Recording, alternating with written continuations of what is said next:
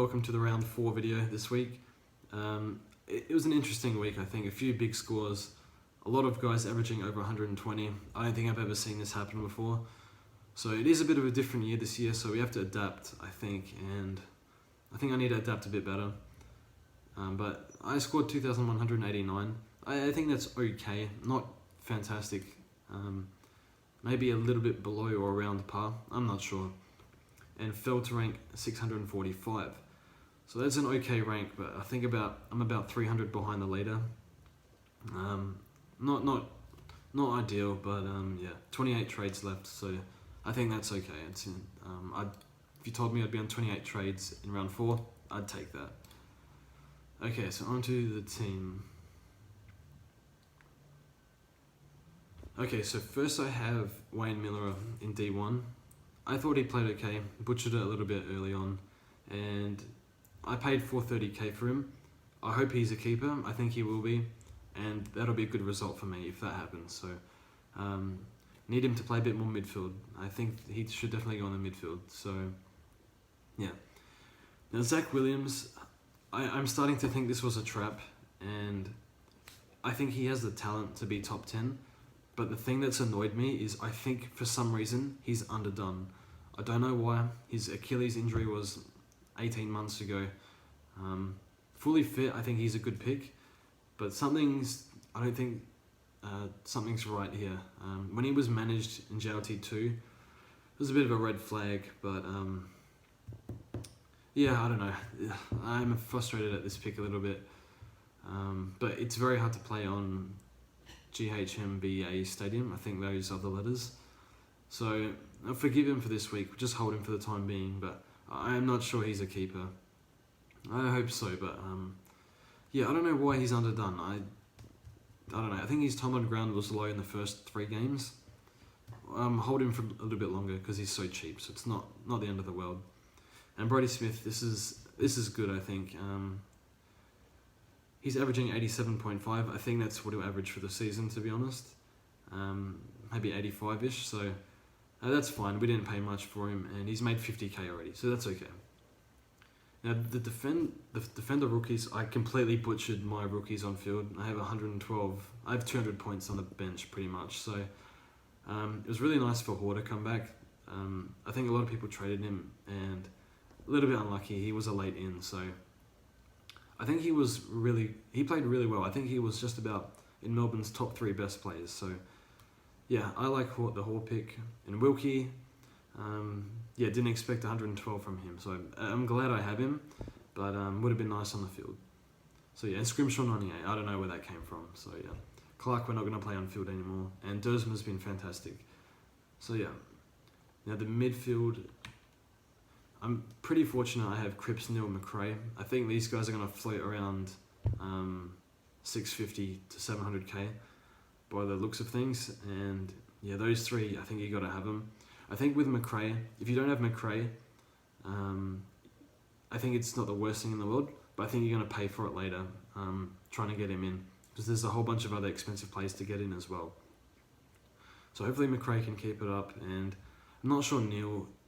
Maybe he can, I don't know. I'm thinking maybe 130 average from him, but yeah, he's been unreal. Playing like Tom Mitchell pretty much.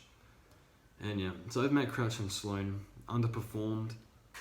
Man, the Crows, I thought they would be better this year. I can't believe they're playing worse than last year. I think that was the worst I've ever seen them play. Just from a structure, and just they didn't know what to do. They didn't know how to move the ball. So I'm a little concerned now because the Crows, I don't think are going to win as much. I think they have the talent to come back a little bit, but they're not making top 4 or anything like that. And yeah, hopefully they play a bit better like the Crows. Need the Crows to play better for them to play better as well. So yeah, I have Jack Steele at M6. Bit of a nothing pick. I think he has it in him to average higher than this. So we'll just hold him for a while. And should have brought in Libba last week, I think. And yeah, that's a bit of a problem, but that's fine. And Walsh, yeah, he's the chosen one pretty much. I've never seen I don't think a first year rookie from the draft the previous year has ever averaged this high. and he looks like he can sustain it. He's super fit. So yeah, and Constable, he was a part of the Geelong team that had just a terrible second half. So yeah, I think we're going to trade Butters as well, and yeah, the bench is fine, I think. Hopefully Scott comes back. Now my rucks, I did captain Grundy. Lost 9 points on Cripps, so I think that's fine. So yeah, 160 from Grundy, that's fantastic. And Gawn, I think he's a bit underscored, but yeah, I think it's fine. Hopefully he's better, he can score a lot better, so seemed to work okay with Bruce in the team, so that's kind of encouraging. And yeah, so happy with Gawn. Now the midfield, the forward line, I'm sorry. So Dangerfield, this was his worst game probably since the Crows, since he played for us, or played for Adelaide. Just got blanketed by De Boer, and I don't think he'll get suspended, but yeah, it is unfortunate. I guess everyone has him, I suppose, I hope, and yeah. It only would have been bad if you captained him, and I think I don't think many people did, but if you did, it's unfortunate. So I have Boak as well. Now I have to say I got rid of Jack Billings, and while I went from Billings to Boak, Billings is playing really good, so I'm happy, but you can't complain with Boak. But yeah, he's in unreal form, and he just runs all day in the midfield. I think I said the exact same thing last week, but yeah, happy with Boak. Now Tim Kelly, so he had a bit of a meltdown, I think, and I do regret trading him in because I didn't like him as a pick, and like when he was tagged, he pretty much said like, oh, maybe I have a sore ankle, I'm getting tagged, I don't want to play this game. I don't know what his problem was, but it was terrible from him, and I don't like it. So yeah, I don't think I can tolerate this kind of score in my team. Yeah, I'm thinking I'm going to bring back in Heeney, to be honest. But yeah, that's the thing with Kelly. I wasn't thinking straight when I brought him in. If you look at Kelly, he had, I think, a couple scores in the 40s and 50s last year. I think, I don't know, maybe 4, something like that, 3 or 4. And yeah, quite a few lower scores. He just disappears, and he did it in JLT1. So I think Kelly is a really good upgrade target, but paying 500k I think was a mistake. He's been fantastic in the first 3 rounds, but man, he gets some attention and he just doesn't deal with it. And I think he went forward in the second half. I don't know. I don't know what his problem was, but yeah, I really regret this trade-in significantly. So yeah. And Darcy Moore was fine, 65. I think he was a little bit injured, but looked to be fine. And then the rookies are a bit of a disaster, I think, in the forward line. So Bolter's gone backwards. Setterfield isn't scoring much. Parker isn't scoring much either. And Drew's been okay. Still going to play Drew on field. I don't know, I think I'm going to play Parker as well on field, but not with much confidence. So my trades for this week, I'm dead serious about trading Kelly. I know it's a really it's like a rookie thing to do, to trade out primos, but I'm thinking if he has Hutchings in 2 weeks, maybe he'll go to Danger. Everyone, I think, is going to get Kelly in for like 420k.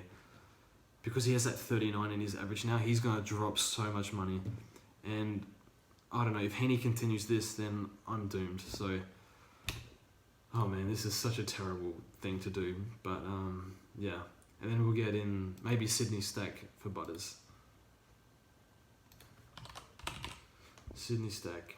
I thought he played okay. He butchered it a little bit, Sydney Stack. Yeah, made some terrible errors, but he's a second gamer. It's hard to get mad at rookies because they're rookies, it's fine. So, Tim Kelly, not so much. He was a rookie last year, but anyway. So, anyway, team looks a lot better like that. I really hate the Kelly pick. I don't know why I did it. But sure, he'll come good. But I think down the track, he's going to drop those 40s and 50s scores. So everyone's going to get him cheaper. And yeah, this is under the assumption that Heeney's going to average 115 plus from now on. Anyway, no agenda today because all going well, I'll be doing a podcast tomorrow or tonight. But instead, we're going to look at the top ranked players. Okay, let's look at the defenders real quick. Okay, so Whitfield, he looks like the best player in the comp just about. Needs to get some attention, I think, but yeah, he did average, I think he averaged 130 in the finals last year playing the wing role.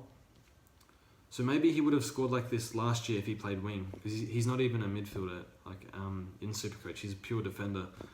So yeah, I think I need to get him in as soon as possible. 600k is still a good price for him for the way he's going, but yeah, he's going up and up and up. Jake Lloyd, we need to have in. He has 31% ownership, so a lot of you guys have him in already. But yeah, 109, that's a down game for him. So yeah. Tom Stewart, I'm not sure about. We'll see what happens when Tui comes back. And yeah, I love the Shannon Hearn pick. So yeah, probably the best user of the ball in the comp. Luke Ryan, I'm not too sure on. Has a few down games, but overall looks like a pretty good pick. Now in the midfield. So we have probably the big three, I guess you could say. And Bont's playing really well as well. I think the Dogs need to do something about their forward line, and they probably need Bont up there. But man, he looks really good in the forward line, in the midfield. Sorry, Cunnington's been pretty good. He was tagged by Ellis Yeoman this week, so he might actually be a good pick. But I don't think I want to pay 570k for him. I don't know. He might turn out good, but not for me. And who else we got? Leber, oh my goodness, Leber's the 8th best player. Terrible miss from me, but yeah, he looks really good. Sloan, Merritt. I want to get Merritt in eventually. Alright, let's look at the rucks. Grundy, clear number 1. Gawn, I think Gawn can do better than that. Yeah, it looks pretty standard. Goldstein, I thought, played pretty well on the weekend. I think he'll be top 5. I think this will be the top 5 as is. Maybe Nank as well. I think they're the clear top 6, these guys. Steph Barton had a really interrupted preseason, but seems to be playing okay. Now just touch on the forward line. Boak is clear number 1. I'm not sure he can keep this up. It doesn't make any sense for a 30-year-old to score like this, career best, but I think his best average is 106, so playing really well. Dangerfield just had a bad game. I still think he's 120 plus.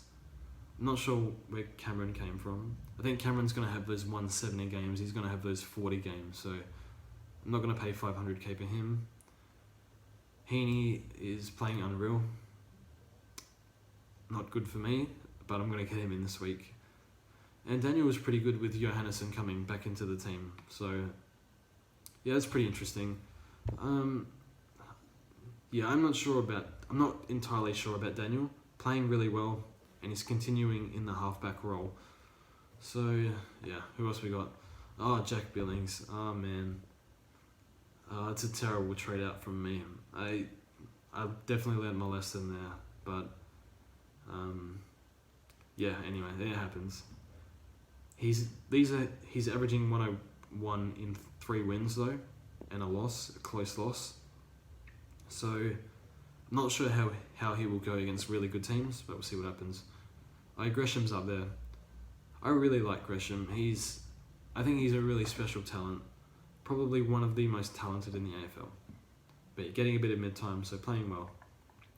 So anyway, that's all from me. So I think with the leagues, I think we're still the first league and also the 4th. So we've got 2 leagues in the top 4, which is really nice.